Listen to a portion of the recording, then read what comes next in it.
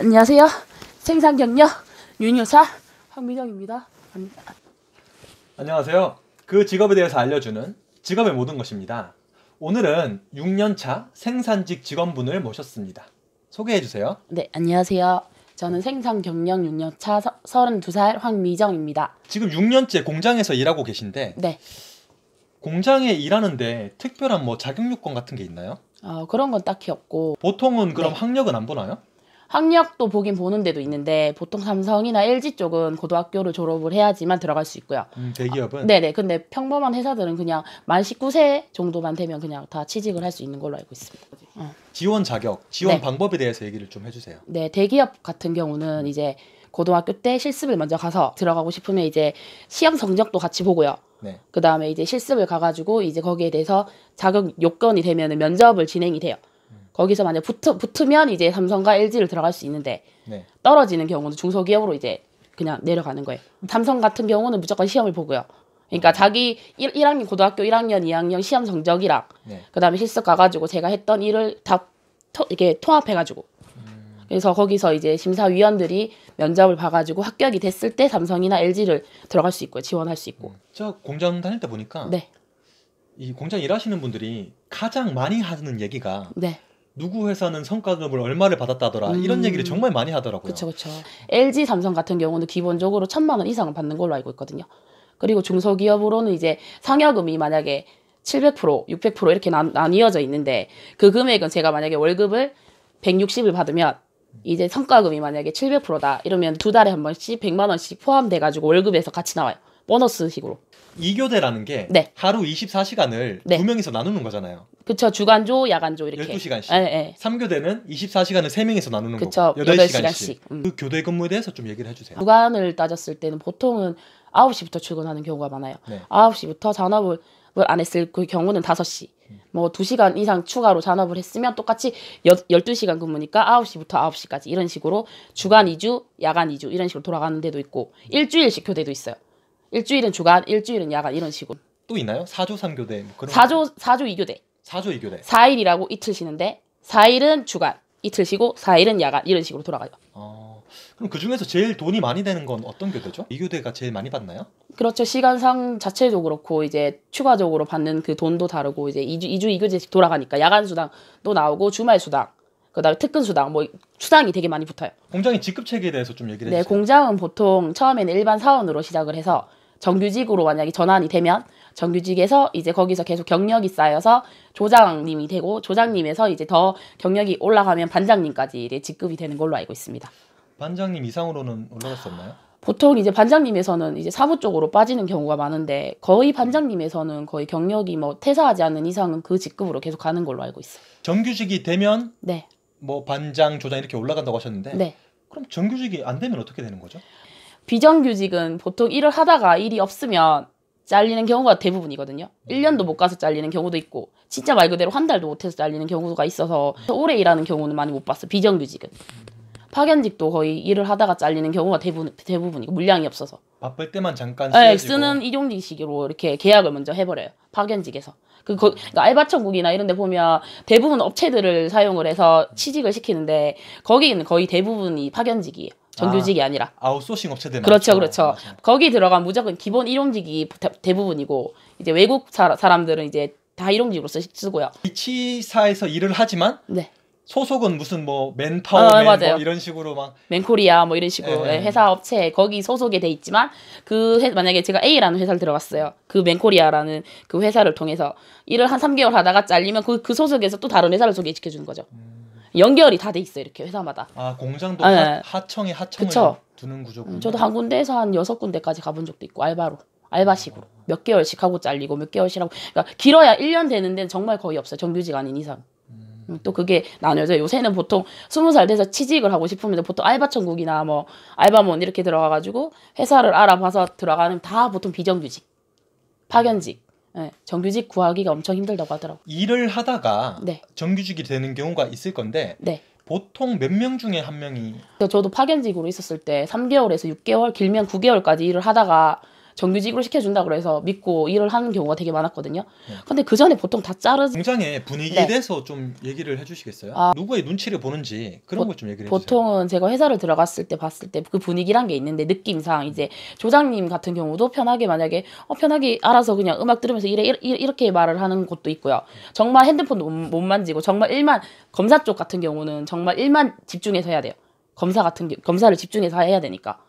공장을 안 다녀보신 분들은 잘 좀 네. 이해가 안 가실 건데 네. 공장의 근무 환경에 대해서 좀 자세히 좀 얘기해 주세요. 그 환경 같은 경우는 보통은 핸드폰 쪽은 서서 하는 경우도 있고 앉아서 하는 경우도 있거든요. 근데 서서 하면은 12시간을 서서 하다 보니까 다리가 너무 아파요. 그게 그 네. 라인을 탄다 그러죠? 그죠, 이렇게 그죠. 쭉 네. 라인이 있으면 네. 한 자리에 서가지고 계속, 네, 계속 이렇게 같은 일을 반복을 해야 되니까 네. 어깨도 아프고 허리도 아프고 막 다리도 아픈데 앉고 싶은데 막 절대 앉을 수가 없어요. 그 일을 계속 해야 돼. 라인이 내려오면은 무조건 빨리빨리 해줘야 되니까 불량 나도 안 되고. 그게 근데 네. 저도 공장 일할 때 느낀 건데 네, 공장이라는 게 좀 그 흐름에 맞춰야 되는 것 같아요. 네 맞아요. 내가 혼자 너무 빨리 하면 내 뒷사람- 뒷사람이 힘들고 맞아요. 내가 또 너무 천천히 하면 앞사람이 힘들어요. 네. 그게 딱 적당히 눈치를 봐가면서 이게 속도량을 알아야 되는데 그게 막 안 되니까 저도 막 답답할 때가 너무 많아요. 나는 또 내가 아는 분야에서 경력에서는 또 잘 아는데 좀 못하는 경우는 다 밀려버리고 이러니까 처음에는 초보자들이 들어가잖아요. 그러면은 양쪽에서 사람들이 너무 이게 힘들어요. 다 밀려버리니까. 그러다가 도와주다가 자기도 이제 정말 그 초보자가 만약에 제가 2, 3일을 해보고 맞다고 생각이 들면 계속 하는 거고 아니다 싶으면 그냥 입사를 포기해버리고 나가요. LG 같은 경우는 이제 휴대폰 쪽은 보통 앉아서 하는 경우도 많긴 많은데 간혹 가다 완제품 조립이라든지 이제 보통 서서 이제 설비 쪽은 거의 서서 작업을 하거든요. 서서 작업을 하는 경우는 되게 몸쪽으로 힘들어서 여자들은 좀 잘 안 가려고 하는데 남자분들 같은 경우는 설비 자체를 작업을 해야 되니까 거의 다 80% 서서 일하거든요. 공장은 앉아서 일하는 경우도 되게 많은데 앉아서는 보통 여자들은 조립 아니면 검사 이런 쪽으로 일을 되게 많이 하거든요. 근데 앉아서 일하면 또 어떤 분들은 엉덩이 아프다 그러고 또 허리 아프다는 분들도 되게 많아요. 근데 뭐 앉아서 일하는 경우는 편한 일이 훨씬 많으니까 뭐 간단한 일, 쉬운 일 누구라도 배우면 금방 할 수 있는 이런 일 쪽이 좀 되게 많아요. 앉아서 할 수 있는 일을. 다니면서 하는 거는 보통 CNC 쪽이라고 이제 휴대폰 이제 잘라내는 작업? CNC 선반. 네, 선반 쪽인데 거기는 기계를 이제 제가 넣고 기계 설비를 돌리면서 한 가지만 하는 게 아니라 왔다 갔다 하면서 계속 설비를 봐야 돼요. 넣고 빼고 또 중간에 확인을 하고 기계를 계속 돌려야 되니까 왔다 갔다 서서 계속 돌아다녀야 돼요. 그 직업의 단점에 대해서 얘기해 주세요. 네, 단점은 이제 제가 출근 준비를 하다가 출근하지 마세요라고 문자가 왔더라고요. 출근 준비 다 해놨는데 갑자기 그냥 그렇게 잘리는 경우도 되게 있었고요. 그냥 문자 한 통으로 쉽게 잘린다는 네, 건가요? 바로 그냥 출근 해고를 하는 거죠. 그 자리에서 바로. 비정규직 같은 경우는 그런 게 대부분이 있고 또 제 친구 같은 경우는 이제 출근한 지 이틀 만에 핸드폰 CNC 절단하는 그런 일 쪽이 있는데 이제 출근을 했는데 기계 고장으로 인하여 갑자기 기계가 멈춰가지고 손가락이 잘렸거든요. 6개가. 근데 혜택되는 거는 돈 그냥 2천만 원 주고 병원에 입원하고 그 이후로 취직되는 것도 없고 지금 친구는 조금 장애 판정을 받았는데 아무것도 지금 못하고 있는 상황이에요. 비정규직이었는데. 제대로 된 보상을 네. 못 받는다 뭐 그런 건가요? 네, 전혀. 막 신경도 크게 안 쓰고 사장도 막 미안하다고만 그러고 돈도 그렇다고 그렇게 크게 주는 것도 아니었고 그래서 심지어 취직이 되는 것도 아니고 네, 너무 조금 심각한 상황인 것 같아요. 요새는. 자동차 부품이나 FPCB나 핸드폰 쪽으로 들어가는 가루 같은 게 튀기거든요.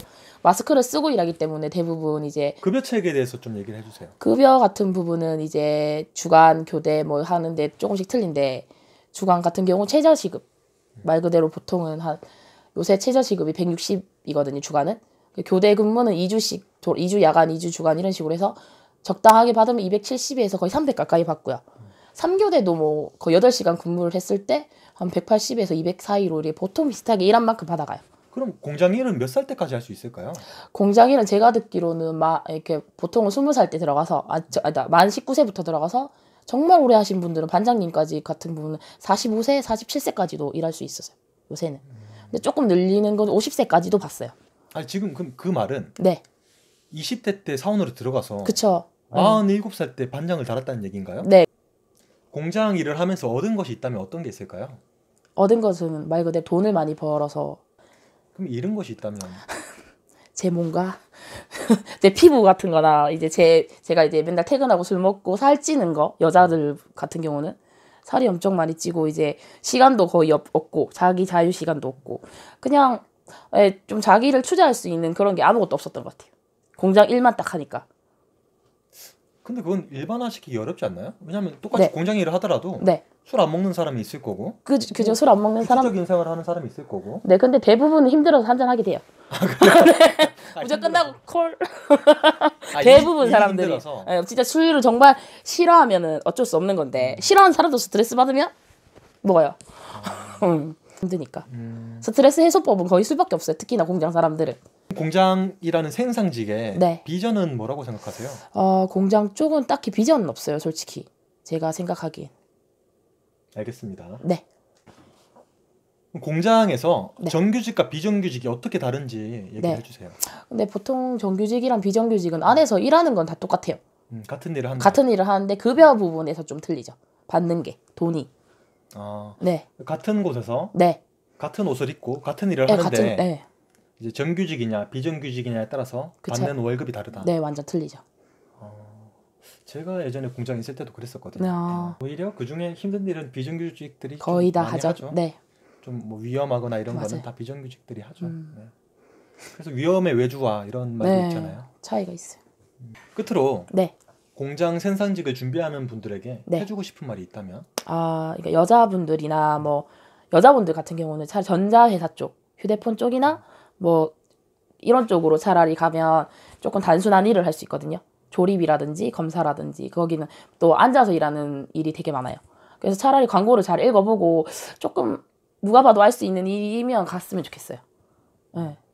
그리고 또 어려운 일 쪽은 조금 제가 추천해주고 싶은 거는 이제 CNC 쪽이나 뭐 자동차 부품 이런 쪽은 여자들이 하기에는 조금 힘든 부분이 되게 많거든요. 좀 잘 알아보고 가셨으면 좋겠어요. 잘 읽어보고. 오늘 6년차 생산직 사원 황미정님과 함께 얘기를 나눴는데요.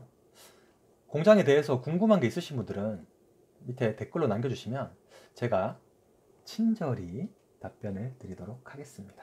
감사합니다.